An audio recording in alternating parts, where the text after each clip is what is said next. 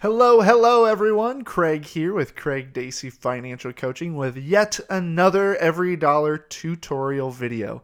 And today we're going to be talking about what to do if you're paid not on the first of the month. If you're paid monthly and your check comes in like on the 15th or the 20th, what do you do? How can you use EveryDollar to work for your schedule? Now, before I hop into that, I do want to let you know that you can download a free financial freedom roadmap. This is a step-by-step guide out of the paycheck to paycheck cycle. If you feel like your money is just vanishing without a trace, if you're tired of being in debt, just wherever you are in your financial journey, this guide will walk you there. It's a simple checklist. Literally, what's my next step? What do I do next? Grab it. It's completely free. Just click the link and I will deliver that straight to your inbox. All right, back to EveryDollar. So you get paid at a weird time. So what I'm going to do is I'm going to tweak this budget. I'm going to delete one of these, and then we're going to say that the income of this person was, I think it was $27.50. Perfect. Okay.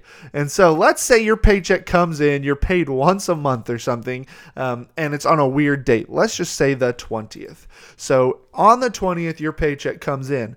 Well, that's frustrating, right? Because EveryDollar works from 1st to 30th or 31st or end of the month, and paydays come strangely.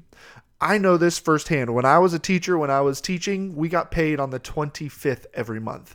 And so we had a weird transition period in our budget where it was still January, for example, but the check came in and February was starting.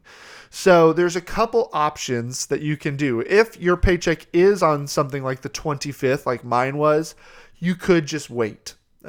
Just let that money sit in the account until the 1st and then start your new month.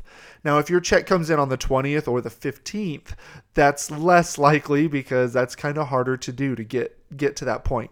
So what you can do, and it's tricky. There's really no easy way around it.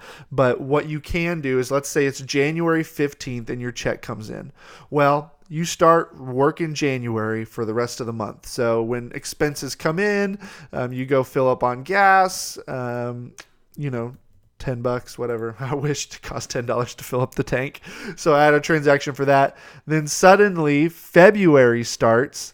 And so when I log into EveryDollar, it's February 1st. When I open the app, it's going to say February up here. But I'm still in my quote unquote January because my payday doesn't come until February 15th. So that means if I go out to eat and I open up the app, I'm going to always have to come up here and flip back to January. So I'll have to come back to January and make sure that I put it in my January budget. Then when February 15th hits and my new paycheck comes in, then I'm working out of February.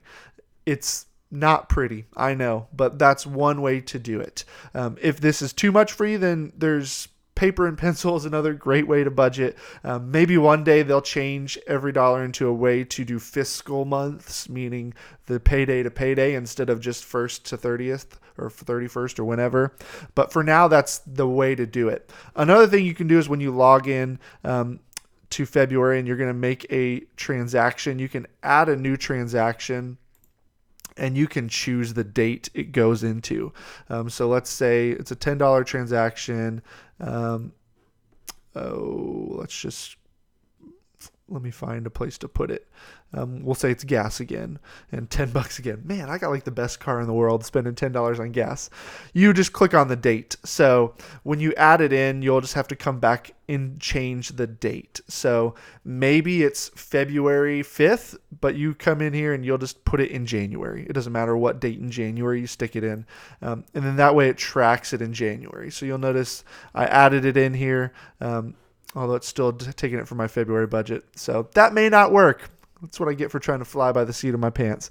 So unfortunately, that's just what you have to do. You just have to go back to January, I guess. And that's what we used to do. We, when I got paid on the 25th, for those 5 days, we would skip ahead and pay. So it's not pretty, but this is the way to do it if you're paid middle of the month to middle of the month.